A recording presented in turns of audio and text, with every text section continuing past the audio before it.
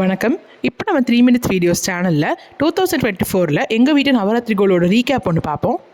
श्री साई शतपाणिते केनुलां सर्वार्थ सिद्धिप्रद युष्मत्पादरजत्तमापमतुलं दादा विभक्त्याश्रमा सर्वज्ञान शरणं कृताञ्जलिपुटत् सम्प्राविदौ श्रीप्रभो श्रीमत्साई परेशपादकमला नान्यच्छरण्यं मम साई रूपधरणागणोद्गमं भक्तकामविदुलत्रमं प्रभु माययोपहत चित्तशुद्धये चिन्तयाम्यमहर्निशं मुदा शरश्रुतांशं प्रतिमं प्रकाशं कृपादपत्रं तव साईनाथ त्वदीयपादाञ्जसमाश्रितानां स्वच्छाययामापमपाकरोतु कृपासनादय तव साईनाथ समयमयोगास्तु निनाथु तस्वं रमेन्मनोन्मेतमपादयुग्मे भृङ्गो यदा त्रेन्मकरन्दयुक्तान् अनेकजन्माजितपापसंशयो भवे भवद्पादसरोजदर्शनात्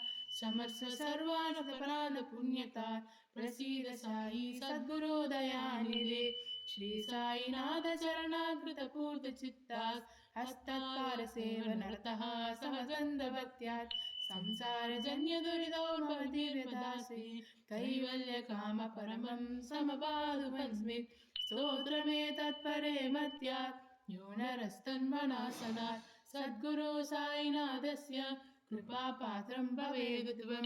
ओम नारायण वासुदेवाय सच्चिदानंद श्री सद्गुरु साईनाथ महाराज की जय। चरण कृतं वा कायजं कर्मजं वा श्रवणनयनजं वा मानसं वा परातं विहितमविहितं वा सर्वमेतस्ममस्व। जय जय करुणाग्रे श्री प्रभो साईनाथ श्री सच्चिदानंद सद्गुरु साईनाथ महाराज की जय। राजा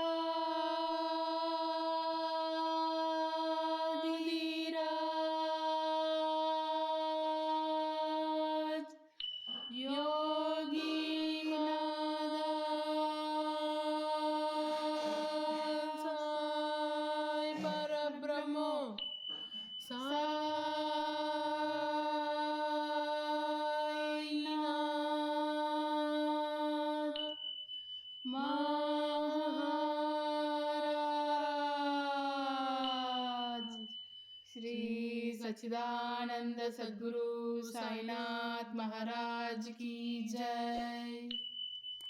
இதே மாதிரியே வேற ஒரு வீடியோவில் உங்களை நாங்கள் சந்திக்கிறோம். Do like, comment, share and subscribe 3 minutes videos. Thank you. Bye bye.